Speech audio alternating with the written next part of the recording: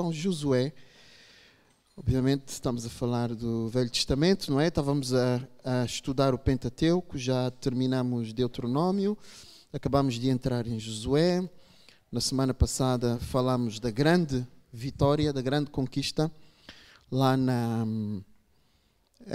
em Jericó. E hoje vamos falar de uma história também muito interessante e que deixa lições muito fortes para a nossa vida. Mas vamos orar mais um pouco, irmãos, e confiar este tempo a Deus e pedir a ajuda de Deus para que Ele nos possa capacitar e nos ajudar a perceber, não só do ponto de vista intelectual, mas também que realmente o nosso coração esteja voltado para a palavra dEle. E é aí que está o grande desafio. Josué 7, vamos orar primeiro. Deus Todo-Poderoso, te agradeço por mais uma manhã de domingo. Obrigado, ó Deus, por estarmos aqui neste lugar, nestas instalações, neste sítio. Mas obrigado, Senhor, pela presença de cada um de nós. Porque realmente há dois elementos mais importantes nesta manhã. Primeiro és Tu e depois os nossos irmãos e todos aqueles que se juntaram a nós esta manhã. Obrigado por dares esta possibilidade, este privilégio. Senhor, nesta parte que queremos literalmente alimentar-nos da Tua palavra, alimentar a nossa alma e o nosso coração, queremos reconhecer primeiro, Deus, a nossa pequenez diante de Ti, diante da Tua grandeza, e pedir ao Deus que Tu nos ajudes, porque sem Ti não podemos fazer nada, e neste caso sem Ti não podemos realmente entender as verdades do Teu reino, abraçá-las, deixar que nos transformem. Precisamos muito da ação do Teu Espírito neste sentido. Capacita cada um a acompanhar até o fim a mensagem, capacita-me a mim. Abre os nossos corações, ó Deus, para que não seja um momento apenas para preencher o nosso calendário, mas que seja realmente um momento que contribua para o nosso crescimento espiritual e para a nossa transformação. Estou totalmente dependente das Tuas mãos, Senhor, e entrego-me completamente a Ti também. No nome de Jesus, amém. Então, na semana passada, falámos sobre a conquista de Jericó, uma história cheia de milagres, de coisas grandiosas. E esta história de hoje não é uma história que tem tantos milagres e tantas coisas grandiosas a acontecer. Grandiosas sim, mas talvez num outro sentido. Mas não estamos a ver aquele milagre extraordinário que vimos na semana passada. Mas é uma história um tanto triste até. É uma história infeliz, poderíamos dizer. Mas eu acredito que até estas histórias estão na Bíblia por alguma razão. E elas nos ensinam acerca de Deus e também do caminho que Deus tem para nós, o caminho que Deus quer para nós. Acho que ela tem uma lição acerca da pessoa de Deus que nós não devemos esquecer. E volto àquilo que eu disse na semana passada. Por vezes as pessoas não gostam do Velho Testamento porque acham que o Deus do Velho Testamento é muito cruel e é muito duro. E por isso não leem o Velho Testamento. E há às vezes a noção de que o Deus do Velho Testamento é diferente do Deus do Novo, não é? Parece que estamos a falar de duas pessoas diferentes. Mas isso não é verdade. Acho que isso não corresponde àquilo que, se fizermos um estudo profundo, vamos concluir da palavra de Deus. Eu espero que esta mensagem de hoje possa também contribuir para reforçar mais esta ideia de que o Deus é um só, Ele tem os seus atributos e os seus atributos não mudam no tempo, não mudam com as circunstâncias, que nós os homens é que temos que mudar. Que Deus não precisa de mudar, nós sim é que temos que mudar, porque nós somos pecadores. Ele é perfeito e nós somos pecadores. Então o texto começa assim, e aqui vamos ver já a infelicidade de que eu falava. E transgrediram os filhos de Israel num anátema, porque Acã, filho de Carmi, filho de Zabdi, filho de Zerá, da tribo de Judá, tomou do anátema, e a ira do Senhor se acendeu contra os filhos de Israel. Então, nestas primeiras frases, vemos um grande contraste com a semana passada.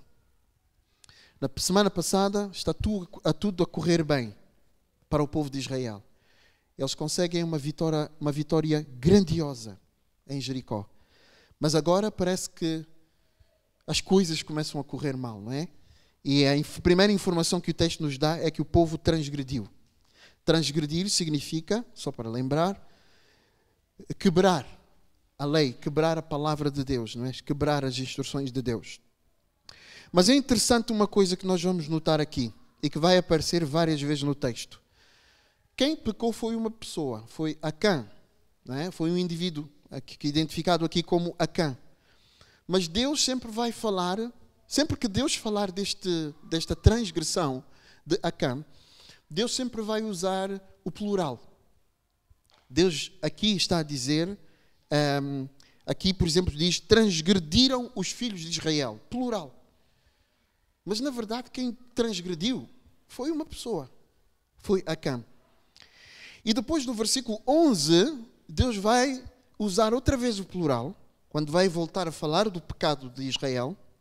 Deus diz, Israel pecou. Israel como um coletivo, como um povo, pecou.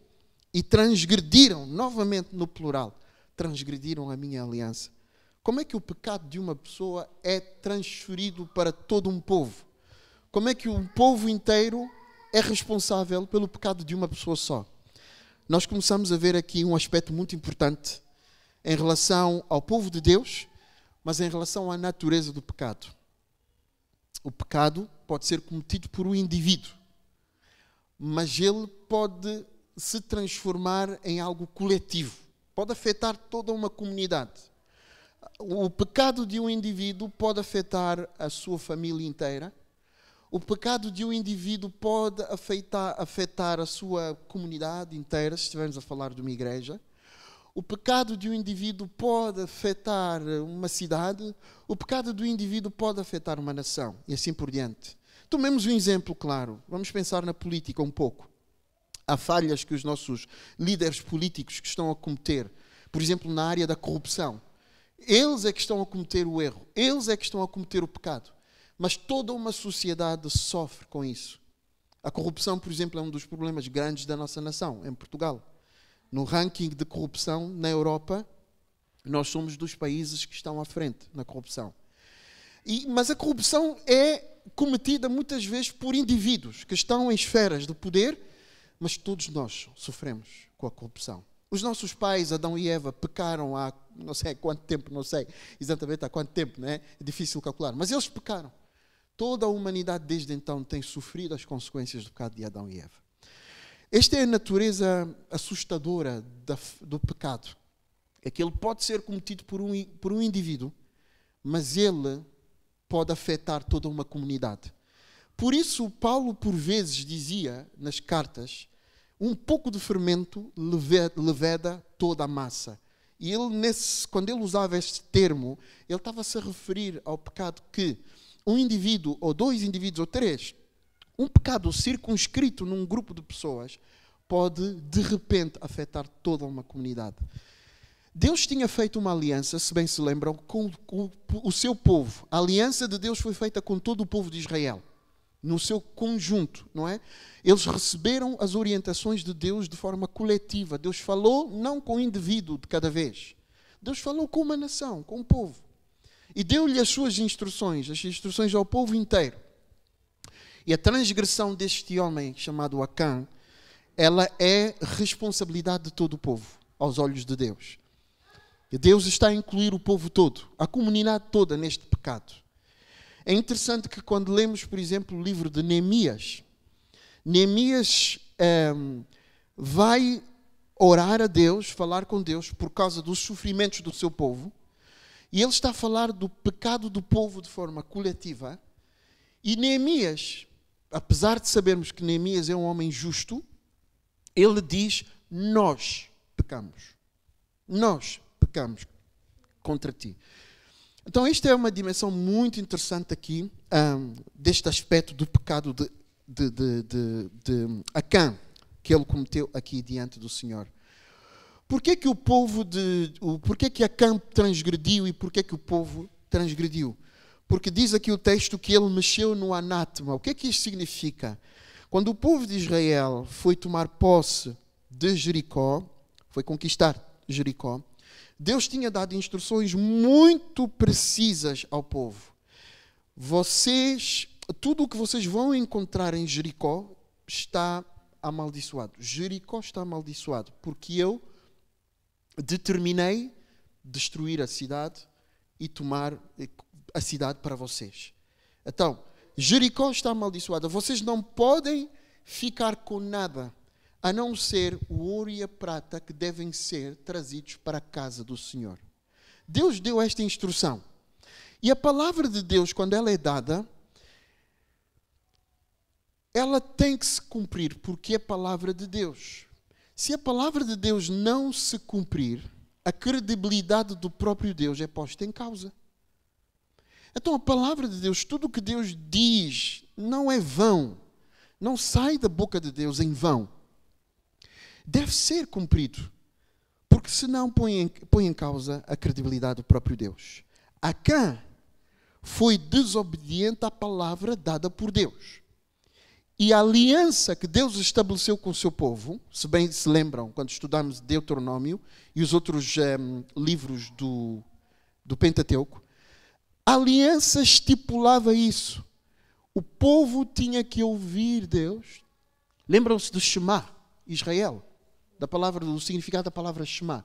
O povo tinha que escutar a Deus, guardar a palavra de Deus e obedecer a palavra de Deus. Isso era a condição principal da aliança que Deus estabeleceu com o povo. Então aqui estamos perante uma oportunidade em que Deus falou, deu uma orientação específica ao seu povo, para que o povo obedecesse quando entrasse em Jericó, e o povo tinha que cumprir a aliança. O povo tinha que seguir esta orientação dada por Deus. Por isso é que o versículo 11, que vamos ler agora, é um versículo-chave nesta passagem, porque é aqui que se encontra a transgressão do povo. A transgressão de Acã, que ao mesmo tempo, como já expliquei, é a transgressão do povo.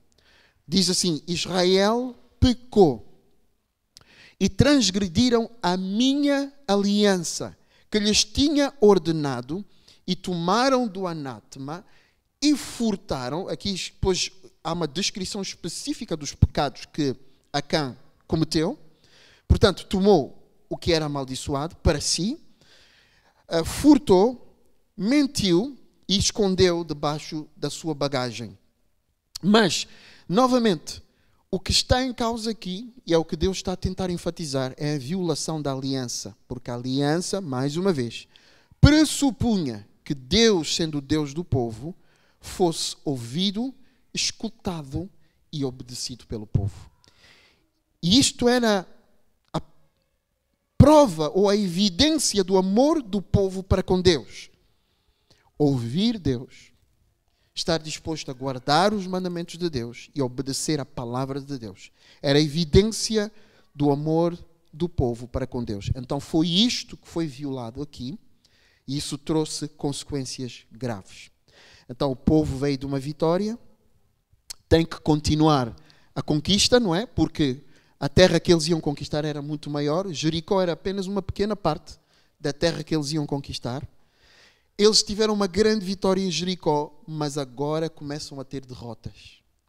Eles foram para Ai, que era uma outra região, lá na Palestina, para conquistar Ai, e tiveram derrota lá em Ai. E então voltaram para Deus, espantados. E é Josué que vai falar com Deus depois da derrota em Ai. Josué diz assim: disse Josué, Senhor, no versículo 7, porque com efeito fizeste passar este povo o Jordão, para nos entregares nas mãos dos amorreus, para nos fazerem perecer. Antes nos tivéssemos contentado em ficar além do Jordão. Senhor, que direi, pois Israel virou as costas diante dos inimigos. Ouvindo isto, os cananeus e todos os moradores da terra nos cercarão e nos desarraigarão o nosso nome da terra. E então, Senhor, o que é que farás ao teu grande nome? Ou seja, Josué está espantado com esta derrota, porque Josué não estava nada a contar com uma derrota. As promessas que Deus lhe tinha feito e que tinha feito a todo o povo é de que Israel ia conquistar os territórios todos e ia vencer. Não sei se lembram das palavras que Deus tinha dado ao próprio Josué no início do capítulo 1. Ninguém te poderá resistir, Josué. Ninguém te poderá resistir. Então Josué está surpreendido. Como é que é possível que nós estamos a sofrer uma derrota? Porque ele não sabia qual era a causa da derrota. Então no versículo 11 que acabamos de ler, Deus revela a Josué a causa da derrota. Deus diz a Josué claramente: olha, vocês estão a sofrer uma derrota porque vocês violaram a minha aliança. E Deus já tinha dito ao povo no passado, nada disto era surpresa. Em Êxodo, em Deuteronômio, em Números, Deus disse ao povo: se vocês me abandonarem, violarem a aliança, vocês vão ser derrotados pelos vossos inimigos. Não sei se lembram quando nós estudamos as bênçãos e as maldições que Deus deu ao povo em Deuteronômio. Havia bênçãos relacionadas com a obediência e havia maldições relacionadas com a desobediência. E uma das maldições relacionadas com a desobediência, que Deus tinha previsto já em Deuteronômio, era a derrota do povo de Israel. Deus disse ao povo de Israel lá: se vocês transgredirem com a minha palavra, os vossos inimigos vão vos derrotar. Vocês vão ser vencidos pelos vossos inimigos. E como eu disse no início, a palavra de Deus, sendo fiel, ela tem que se cumprir. Ela tem que se cumprir, porque senão a credibilidade do próprio Deus, o caráter de Deus, entra em xeque. E a palavra de Deus se cumpriu e o povo foi derrotado por causa da sua desobediência à voz de Deus. Sabe uma coisa que eu observo ao estudar o Velho Testamento? Muitas vezes as orientações que Deus dá parecem não fazer sentido. E são, por isso, difíceis, humanamente falando, difíceis de entender e de pôr em prática. Algumas delas parecem não fazer sentido. Mas, sendo Deus, o Deus Todo-Poderoso, o Senhor dos Senhores, quando as suas instruções são dadas, elas têm que ser obedecidas, porque senão as consequências da desobediência da sua instrução vão ser vividas. E é isso que está a acontecer aqui neste versículo. Olha, o que é que nós podemos aprender desta história? Vocês podem lê-la melhor em casa, em todo o seu pormenor, e acho que vocês vão chegar a esta conclusão a que eu cheguei. O que é que nós podemos aprender em relação a isso? Em primeiro lugar, e eu acho que é isto que Deus está a revelar ao povo através de todos os textos do Novo Testamento, do Velho Testamento. Deus está a revelar os seus atributos. Deus está a revelar como é que Ele é. Deus está a revelar a sua pessoa. Deus está a revelar a sua integridade moral. Deus está a revelar a sua santidade. Um atributo com o qual nós temos sempre muita dificuldade de lidar. Nós temos dificuldade de lidar com a santidade de Deus. Ele está a pegar neste povo no início. Deus está a chamar este povo para ser separado, para ser diferente de todos os povos, para, através deste povo, também dar a conhecer aos outros povos quem Ele é. Deus está a revelar a sua santidade. E a santidade, a palavra santidade significa que Ele é único. Deus é exclusivo na sua maneira de pensar, nos valores que Ele tem e na sua forma de agir. Deus é único. Neste aspecto, Deus não é parecido com nada do que existe no universo. Nada na criação é parecida com Deus. Porque até os valores de Deus, os padrões morais de Deus, são absolutamente superiores. Não existe nada na Terra, não existe ninguém que tem padrões morais iguais aos padrões morais de Deus. Porque Deus é perfeito, Deus é santo, Deus é puro. E neste aspecto Ele é completamente diferente de toda a humanidade. Mesmo as pessoas mais as pessoas mais que nós podemos dizer que são as mais piedosas que nós conhecemos. Pensem nas grandes figuras que já passaram na história. Mahatma Gandhi, Buda e outras figuras que nós valorizamos pela sua conduta, pelos seus valores, pela forma como viveram e assim por diante. Os valores destas pessoas não estão muito longe dos valores de Deus. Deus está num plano completamente superior. E os valores de Deus estão num plano completamente superior. E Ele está a tentar revelar isto ao seu povo. Está a tentar mostrar isso ao seu povo. Deus é santo. E como Ele é santo, Ele não vai cooperar com o mal. Deus não vai cooperar com o mal. Não vai. Sabe, isto é difícil até para mim. Porque eu sou pecador. Como vocês, como todos os seres humanos. E nós temos inclinações para o mal. E as nossas inclinações estão atachadas ao nosso ego. Nós queremos, desejamos, pretendemos, almejamos fazer coisas que chocam com os valores de Deus, porque Ele é santo. E essa é a nossa dificuldade. E então nós temos dificuldade com isso. Mas nós precisamos de entender, meus caros irmãos, haja o que houver, passe o tempo que passar, como Deus é moralmente santo e perfeito, Ele não vai nunca cooperar com o mal. Ele não pode cooperar com o mal. Nós às vezes queremos enfeitar o nosso mal e chamá-lo de bem. Queremos dar-lhe um caráter positivo. Queremos dar-lhe uma moralidade que o justifique, que o deixe passar. Queremos dar-lhe uma base de justificação. Então, cada um de nós tem os seus argumentos para defender os seus males. Aquilo que faz, que pensa e que sabe que é errado. Cada um de nós arranja os seus argumentos. Mas diante de Deus, que é santo, que é puro, que é perfeito, isto não funciona. Estes argumentos que costumamos construir para nós próprios, para dar uma base moral às coisas erradas que nós fazemos, diante de Deus não funciona.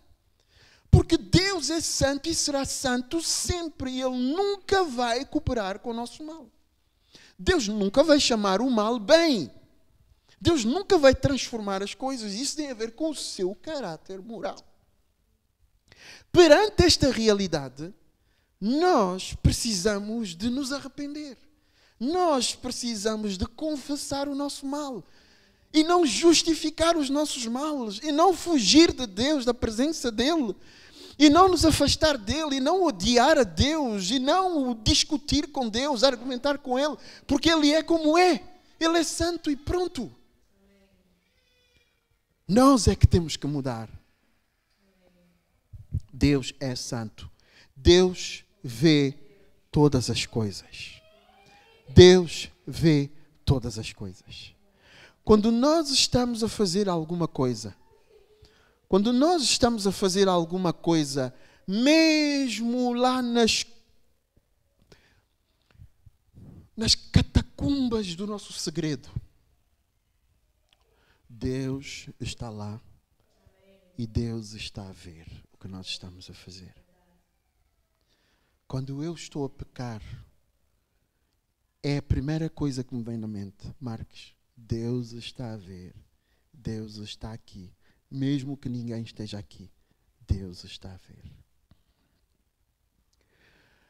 E quando nós estamos diante dEle, por isso é que os nossos argumentos também não funcionam, porque Ele vê o mais secreto. Ele sabe o mais secreto. E até o segredo dos nossos corações, dos nossos pensamentos, Ele conhece. Acã cometeu este pecado às escondidas. Ele escondeu as coisas que Ele roubou, que Deus proibiu o povo de tomar. Ele escondeu aquilo para ninguém ver. Mas Deus viu. Deus viu. Meus irmãos, eu tenho que repetir isto. Eu sei que isto é difícil até para mim. A minha natureza humana pecadora, ela não quer prestar contas. A minha natureza pecadora, ela não quer que o meu mal seja descoberto. Que o meu mal seja conhecido. A minha natureza pecadora não quer. E então, quando eu penso num Deus que vê tudo, às vezes isso causa um certo dilema, uma certa dificuldade. Porque a minha natureza quer fazer o mal, mas eu sei na minha consciência que Deus vê todas as coisas. E eu não quero isso. Isto é uma luta que nós temos. É quase como aquilo que Paulo disse, não é? Aquela luta interior que ele tem, que ele descreveu em Romanos. Que o mal que eu não quero fazer, acabo de fazer. Mas porquê que ele sente esta luta? Porque ele sabe que ele tem que prestar contas. Nós temos que prestar contas. A sociedade de hoje, ela alimenta muito esta ideia de não prestar contas a ninguém. A sociedade de hoje, ela alimenta muito esta ideia do secretismo, do individualismo, podermos fazer as coisas sem prestar contas a ninguém. Mas Deus vê todas as coisas. Deus vê todas as coisas. Podemos discutir depois a forma como a questão foi resolvida. Porque Deus disse a Josué, perante o que aconteceu, só há uma saída. Vocês têm que se santificar. E o que é santificar? Aqui, vocês têm que eliminar, remover o mal do vosso meio. Vocês têm que remover o mal do vosso meio. Podemos discutir a morte de Acã, a forma como aconteceu. Mas já na semana passada já expliquei um pouco também do contexto histórico. Nesta época, não só Israel, mas quase todos os povos à volta de Israel, era muito cultural no sentido em que era habitual. Quando um crime grave era cometido, normalmente a pena era a pena de morte. Nós, no século XXI, podemos discutir isso, mas nesta época era assim que as coisas funcionavam.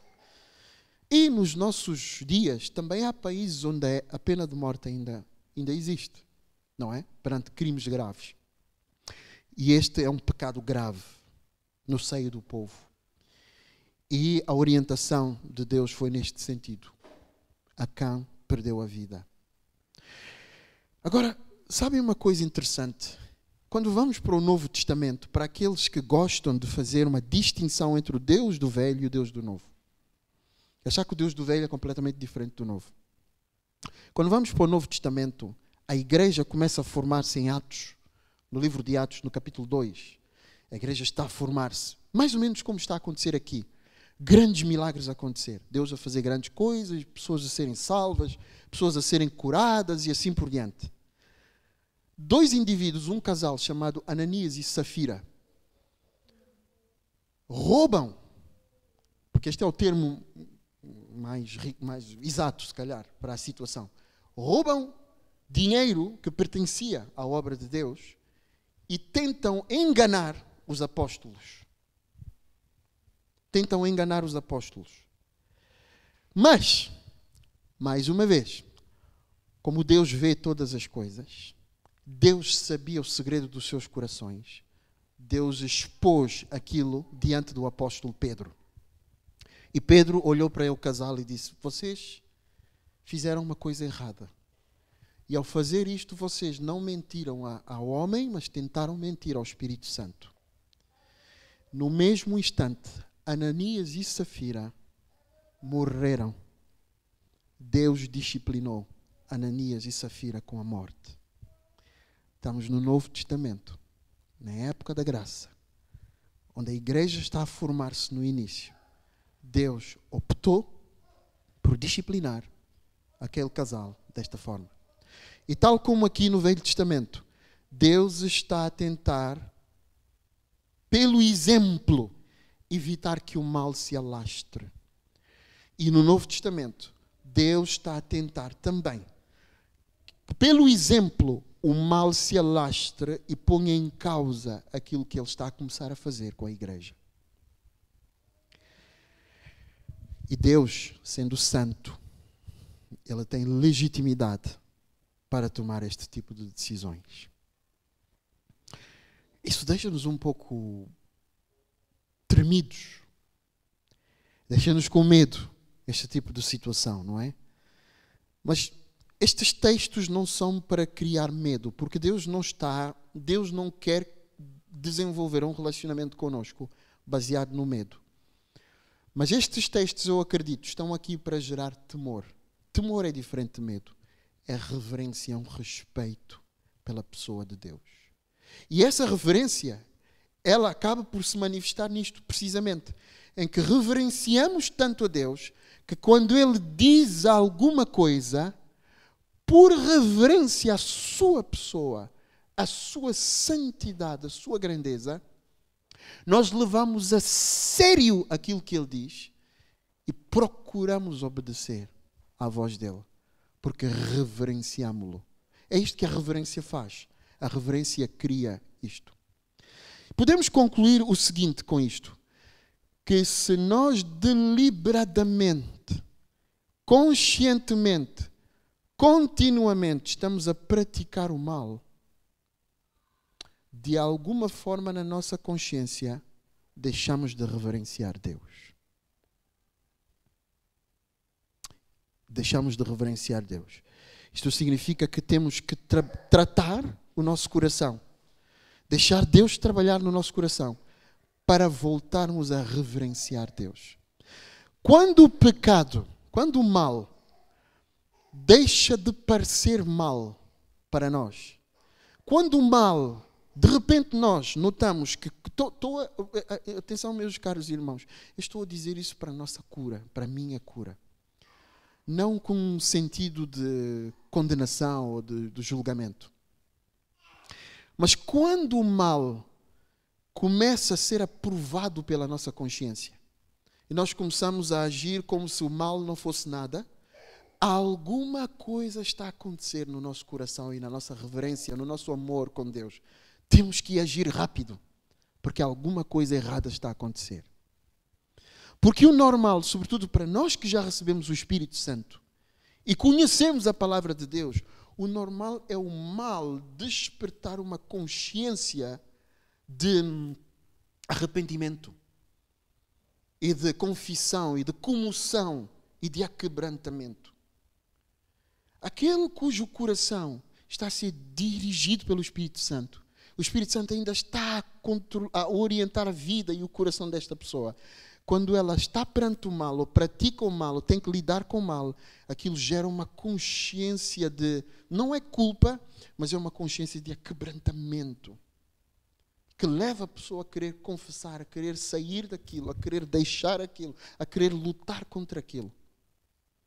Mas quando o mal está a ser convivido com naturalidade, e nós estamos a conviver com o mal com naturalidade, alguma coisa está mal na nossa reverência para com Deus, no nosso amor com Deus, no nosso coração, na condição do nosso coração e da nossa integridade moral. Isto é um SOS, é um sinal vermelho. Cuidado, cuidado, cuidado, estás a caminhar para o perigo. Porque de repente, sabem o que é que acontece? O coração começa a endurecer-se. O mal já não parece mal. Começamos a aceitar qualquer coisa na nossa vida, permitir qualquer coisa, fazer qualquer coisa. O nosso coração começa a ficar frio para com Deus. O nosso coração começa a ficar frio para com a palavra de Deus. Perdemos o interesse em orar, perdemos o interesse em ler a Bíblia, porque já não concordamos com a palavra de Deus, deixamos de concordar que a palavra de Deus é verdade, começamos a adotar os modelos do mundo, a associar-nos com os modelos do mundo, a praticar os modelos do mundo e de repente vamos nos alargando, e de repente a pessoa já está desviada. E nós dizemos, como é que foi possível a pessoa desviar-se? Ela era uma pessoa de fé, reverente, que ia à igreja, que amava a Deus. Foi um processo que começou no seu coração. Foi um processo que começou no seu coração. O pecado é algo sério. O pecado é algo sério. É algo que corrói-nos, que nos destrói, que destrói o nosso relacionamento como comunidade e destrói o nosso relacionamento com Deus. É algo sério. O pecado é um dos temas principais na Bíblia. 2000 anos depois de Jesus ter morrido, nós não queremos ter nada a ver com esta palavra antiquada. Queremos ficar longe desta palavra antiquada. Pecado, pecado, é só culpa, é só maldade, é só coisas negativas. Mas este é o problema sério que Deus tem com o homem e que Deus está a tentar resolver na Bíblia. Este é um dos temas principais das Escrituras, da palavra de Deus. O tema do pecado. Notem que o Senhor, Ele não podia tolerar o mal e Ele toma uma atitude muito dura aqui, para impedir que o mal se alastrasse e crescesse e infectasse ou afetasse todo o povo no seu conjunto. Porque, como eu disse no início, não é? Um pecado praticado por um indivíduo, ou por dois, ou por três, pode facilmente afetar todos os outros. E por isso o pecado é algo sério com o qual devemos lidar. Vou deixar aplicações, como sempre faço, não é?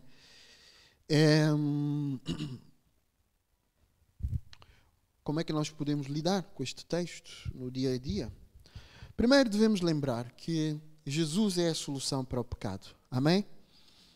Jesus é a solução para o pecado. A solução para o pecado não é a autodisciplina. A solução para o pecado não é o legalismo. Não é o esforço que eu faço para ser uma pessoa reta todos os dias. A solução para o pecado não é essa. Aliás, Jesus foi enviado porque no Velho Testamento é fácil ver que a condição do coração humano é tão má que os homens não são capazes de cumprir a lei. O problema não está na lei. A lei não é má. A lei é boa, é santa, é pura. Ela reflete o caráter de santidade de Deus. Mas o coração do homem, pura e simplesmente, não consegue cumprir a lei na íntegra. Por isso, Jesus foi enviado como solução. Porque em Jesus, através da nossa fé nele, nossa confiança nele, nosso relacionamento com ele, Deus nos aceita como nós somos. Deus nos aceita como nós somos para nos transformar através da obra do Espírito Santo nas nossas vidas. Então isso é importante pôr. É importante pôr esta base. Segundo, sempre que haja arrependimento sincero, Deus perdoa o que quer que seja. Sempre que haja arrependimento sincero, Deus perdoa o que quer que seja. Agora, é verdade que às vezes nós só estamos comovidos com o mal e não estamos necessariamente arrependidos, não é? São duas coisas diferentes. Ficar comovido, sentir pena ou tristeza por algo que fizemos e realmente estarmos arrependidos. Mas sempre que haja arrependimento, Deus perdoa o que quer que seja que nós tenhamos feito. Isaías, no capítulo 1, promete isso. Aí o Senhor diz: arrazoai, ou seja, reflitam comigo. Mesmo que o vosso pecado seja vermelho como a escarlata, ele se transformará em branco como a lã. Ou seja, se houver arrependimento, eu vou perdoar-vos, vou purificar-vos e vou limpar-vos. Lembram-se do texto de 1 João, que diz que se confessarmos os nossos pecados, ele é justo e fiel para nos perdoar e nos purificar de toda a injustiça. Terceiro, quando a nossa consciência é iluminada pelo mal, quando a nossa consciência é iluminada pelo Espírito Santo e pela Palavra de Deus, devemos assumir uma postura proativa de luta contra o mal e devemos lidar com o mal com uma postura de luta radical. O Espírito Santo que está nas nossas vidas e a Palavra de Deus trazem revelação do mal ao nosso coração, não é? E quando esse mal é-nos revelado, nós devemos assumir uma postura de luta total contra o mal. De uma luta implacável e impiedosa contra o mal. E não uma atitude de conformação com o mal, mas sim uma atitude de luta contra o mal. Isto faz parte também do nosso processo de santificação, que a Bíblia chama de santificação. Uma luta intencional contra o mal. 4. Sendo seres livres, somos responsáveis pelos nossos atos. que terão consequências inevitáveis e afetarão não somente a nós, mas também a comunidade à nossa volta. Nós somos seres livres. Nós gostamos da liberdade e gostamos de invocar a liberdade. Ora, a liberdade traz consigo muita responsabilidade também, porque somos responsáveis pelos nossos atos e pelas consequências que eles vão trazer. E é sempre importante lembrar isto, porque isto é quase como que um semáforo, não é? O que é que os semáforos fazem? Travam acidentes, impedem-nos de passar pelo cruzamento inadvertidamente e sofrer um acidente. Então, a revelação, a iluminação, a responsabilidade que nós temos devia nos levar a que, quando alguma coisa está à nossa frente e sabemos que é errado, sabemos que é o mal, perceber, estar conscientes de que essa coisa que nós estamos para cometer pode trazer consequências. E Deus muitas vezes nos vai perdoar, mas, infelizmente, muitas vezes Deus não nos vai livrar das consequências do nosso erro. E devemos lembrar que o nosso erro vai afetar-nos a nós, mas também vai afetar a família, vai afetar a comunidade de igreja, vai afetar a sociedade, vai afetar quem está perto de nós e quem conosco convive. E, finalmente, mais uma aplicação importante devemos orar uns pelos outros para que Deus não nos deixe cair em tentação. E termino com esta aplicação. Eu acho que de tudo o que eu disse, nas aplicações todas, eu iria humanamente considerar esta aplicação a mais importante. Devemos orar uns pelos outros para que Deus não nos deixe cair em tentação. Olhem, isto é uma missão, vou colocá-lo assim, é uma missão importantíssima no seio da igreja. Orar uns pelos outros. Em geral, mas orar uns pelos outros para não cairmos em tentação. Quando Jesus estava para deixar Pedro e os discípulos, há uma coisa muito interessante que acontece. Pedro está lá a fazer aquelas afirmações todas de muita convicção. Eu vou contigo até a morte, vou contigo até as últimas consequências. Jesus diz a Pedro o seguinte: Pedro, Satanás pediu autorização para testar a tua fé, para colocar-te numa peneira, quase como se estivesse numa peneira para testar a tua fé. Mas eu orei ao meu Pai para te guardar e para te preservar. Satanás está a pedir autorização, está a procurar maneiras de fazer a vocês e a mim cairmos no pecado. Ele está empenhado nisto. Está empenhado, totalmente empenhado nisto, em fazer-vos sair da presença de Deus através do pecado. Ele está dedicado a isso. Como Pedro diz, o diabo é como um leão que ruge, que está em derredor à procura de alguém que possa tragar. O que é que ele quer? Fazer-nos cair. E ele vai procurar a melhor oportunidade. E vai procurar coisas pequenas para trabalhar através de coisas pequenas para que, paulatinamente, aos poucos, devagarinho... desculpa, eu saí da presença da câmara. Já não estou habituado à câmara. Acho que já é o segundo domingo, não é? À frente da câmara. Então esqueci-me por completo. Mas o diabo faz isto. Ele vai trabalhar aos poucos, introduzindo uma semente pequenina e fazendo-a crescer e crescer e crescer. O seu objetivo é tirar-te da presença de Deus. Por isso nós temos que estar dedicados em orar uns pelos outros. É mesmo muito importante. Temos de orar uns pelos outros para que Deus não nos deixe cair em tentação. E com isto, outra coisa também. Quem está a sentir, a perceber que está num período de tentação, quase como alguém que chama por um SOS, chama por uma ambulância, para uma urgência, uma emergência, deve ter à sua volta pessoas de confiança a quem assinalar, agora está-me a faltar a palavra, mas a quem acionar o SOS e a emergência para que possam orar por ele. Isto é muito importante, porque eu não parto do princípio que vocês não vão ser tentados. Não é por sermos cristãos e estarmos numa igreja, que vimos todos os domingos numa igreja, que eu acredito que vocês não passam por tentações. Que eu espero que vocês não passem por tentações e que por vezes não caem em pecado. Temos que tirar muitas vezes esta ideia hipócrita que às vezes circula nas nossas mentes. Que a religião, ao longo dos vários séculos, foi introduzindo nas nossas cabeças, para nós todos assumirmos que por sermos igreja, estarmos num lugar santo, no meio santo, ninguém peca. Ninguém é tentado pelas coisas mais obscenas. Eu sei que nós somos tentados. E se calhar até pelas coisas mais horríveis e as mais obscenas que pode haver. Eu sei, eu parto deste princípio. Por isso o meu dever é orar por vocês para que Deus não vos deixe cair em tentação.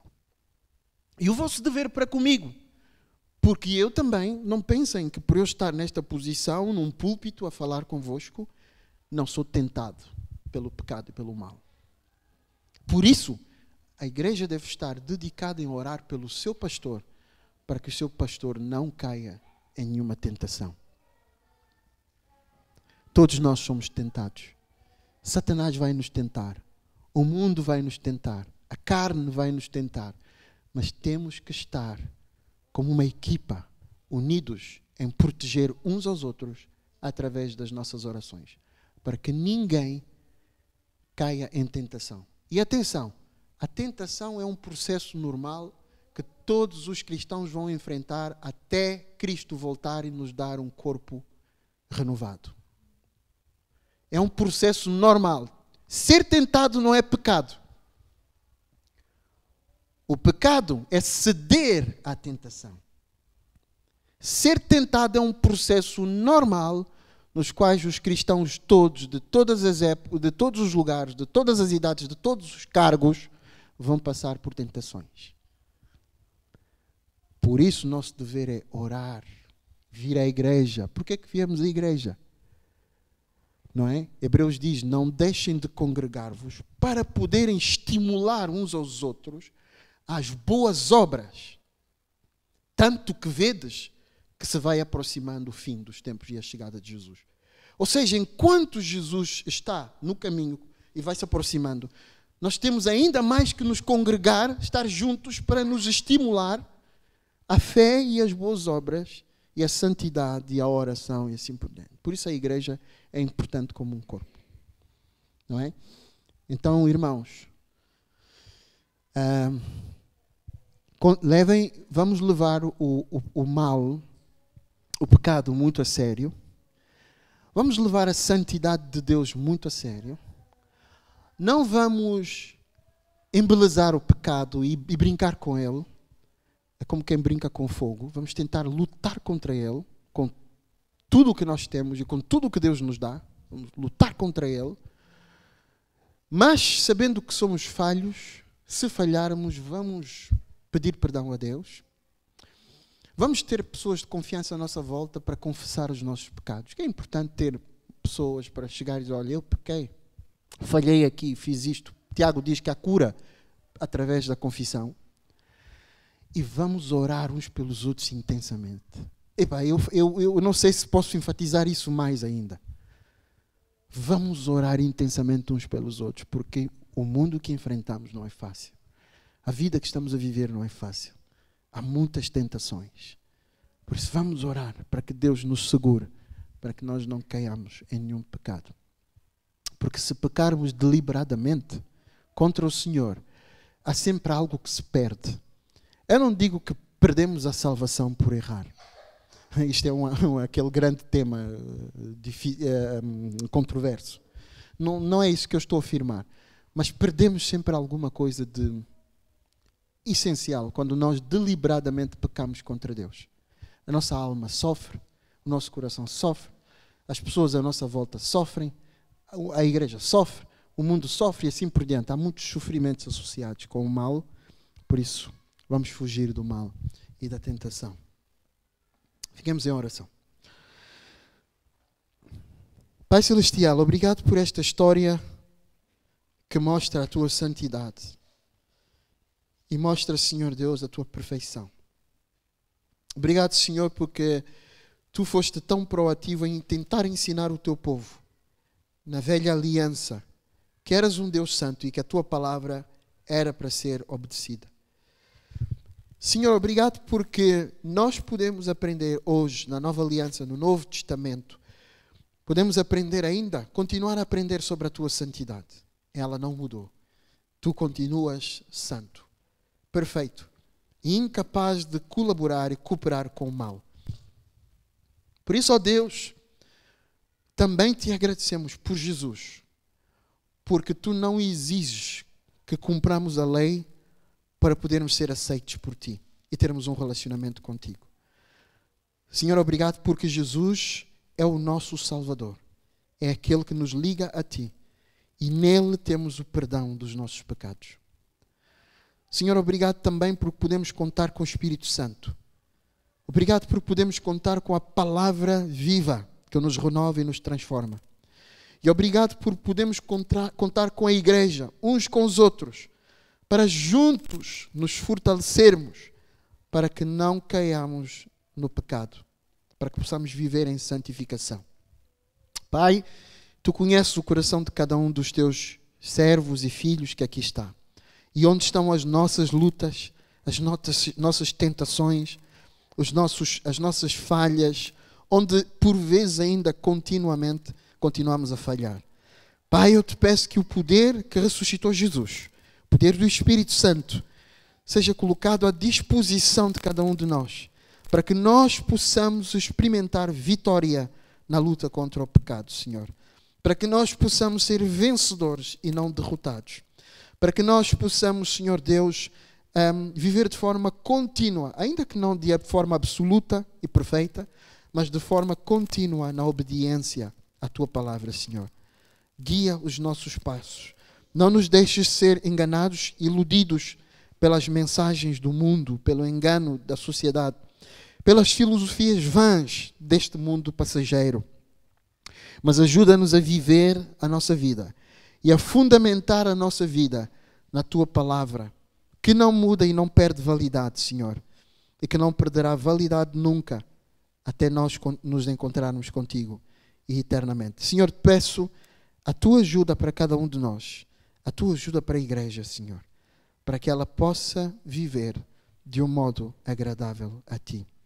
Senhor, cura-nos, sara-nos, aperfeiçoa-nos, santifica-nos, purifica-nos de todo o pecado, Senhor. Senhor, convence-nos do pecado naquelas áreas em que temos dado tanta licença que deixamos de perceber o pecado nas nossas vidas. Consciencializa-nos do pecado, não para a culpa, mas para o arrependimento, Senhor. Leva-nos ao arrependimento, no nome de Jesus. Amém.